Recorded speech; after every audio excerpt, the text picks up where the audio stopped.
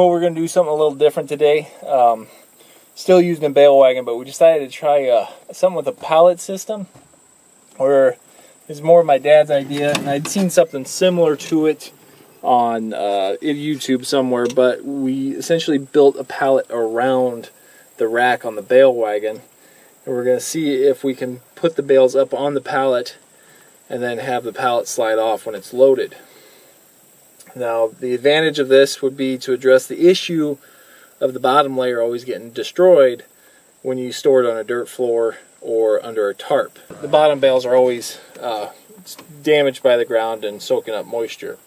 So this might address the issue.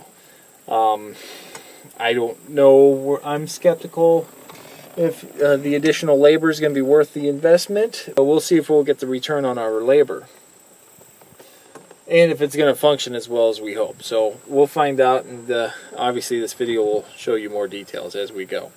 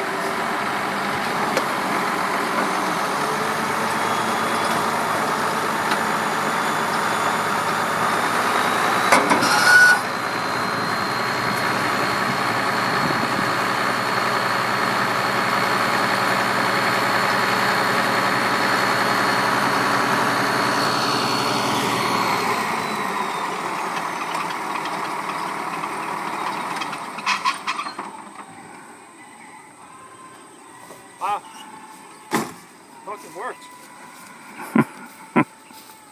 I did not expect that to go.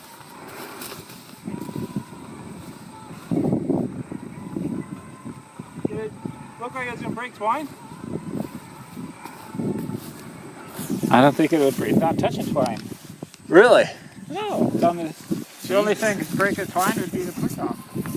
You used it a little bit, and that maybe helped, but later on it was pushing it underneath and getting your angle out. Well, did the sticks hit the boards? It was pushing something.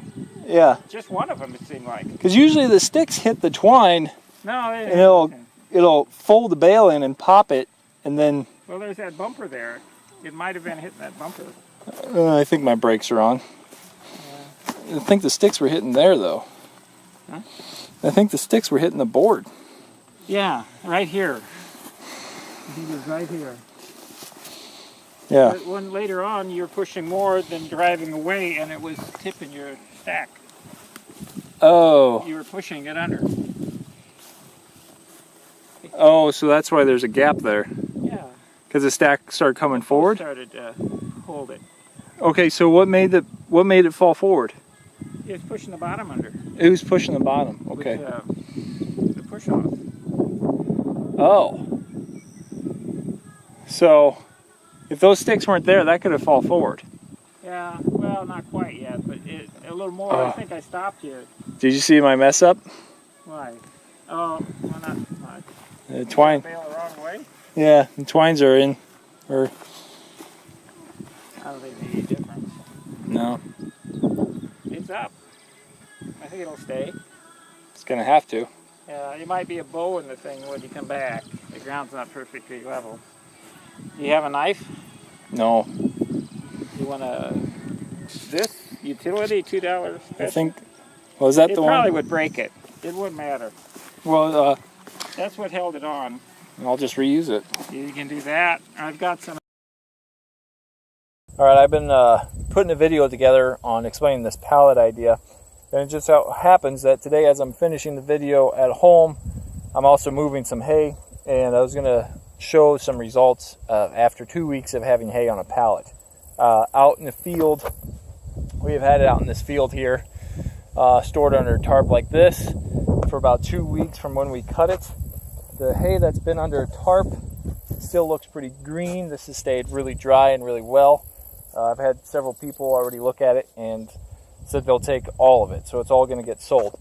The question becomes, how well has this tarp, or how well has the hay stored on these pallets with a couple inches off the ground. Now the hay that's not on the ground, or the hay that's not on the pallet that's on the ground, looks like this. You can see it's starting to get some mold there, some damage. This one's the other side. This one's got some damage. It's getting mold. And these, let's see if you can see that. You can see some white mold there, then it's soaking in there. That's been getting pretty wet. And this is after 2 weeks. And you can start to see how much that moisture is starting to, oh, there's a fly on my hand. You can start to see how much that moisture is starting to creep up the bale after 2 weeks or so in August. That being said, I think this August has been wetter than average. And now the question has been, the flies are terrible. I don't know if the bugs are bad around you guys, but they are terrible here. I want to see how well these bales do. I'm going to move this bale over here, as well as this one.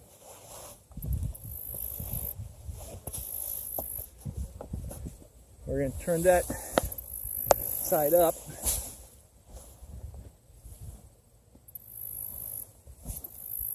We'll see the difference. All right, this is yellowish and brown because that's been on the outside, getting all the sun and the wind. This is the face that's been on the pallet. You can see all the weight has compressed that, and this is what's probably hanging in between the slats. Again, over here, the board has been sitting here, it's compressed that. That's been exposed to the air underneath the pallet. But to me, I have no problems with how this hay looks. So for now, it would seem the pallet system is working as well as I'd hoped when it comes to quality retention. Now it's just a matter of fact of how well does it work when it comes to workflow, getting the pallets on and off the bale wagon. And I've been keep telling myself for years I need to put up a building, and I haven't been able to. But if I got a decent amount of tarps with these pallets, I could store several thousand bales outside on the system. Or at least store at least 1,000 bales, get them all sold, and by the next cut, get a whole new crop to put on the pallets and reuse them. So I'd say it is looking to be a good setup. All right, that's all I got, and thanks for watching. Okay, everybody, I'm going to throw a quick video in at the end of this to sort of put in my initial observations.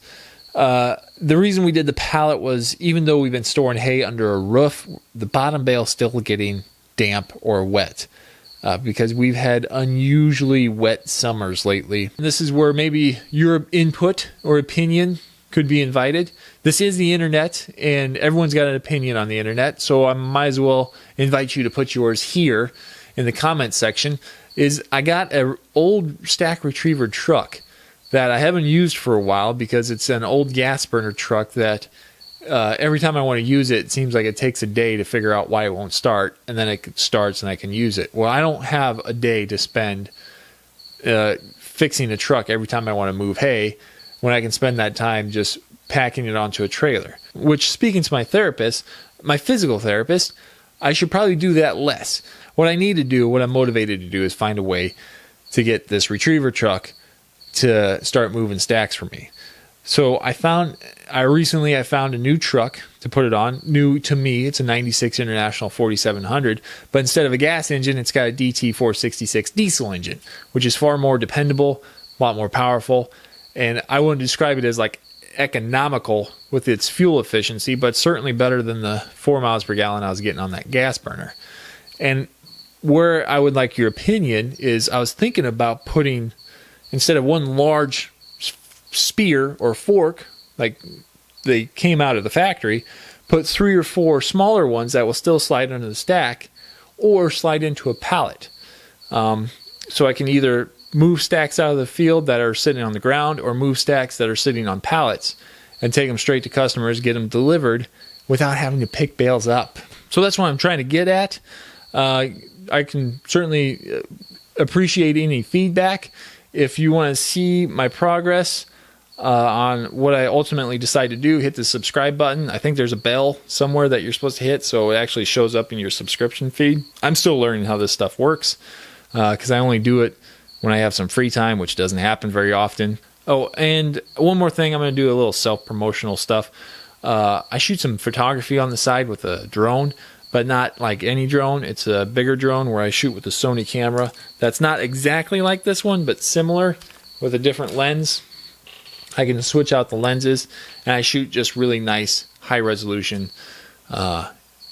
pleasant landscape photos or farm, rural theme type photos. And the money I make from shooting those photos, I just kind of put back into farm projects because I got a long ways to go on cleaning this place up, and that's going to be a different video. So thanks for watching. Have a good one, and talk to you later.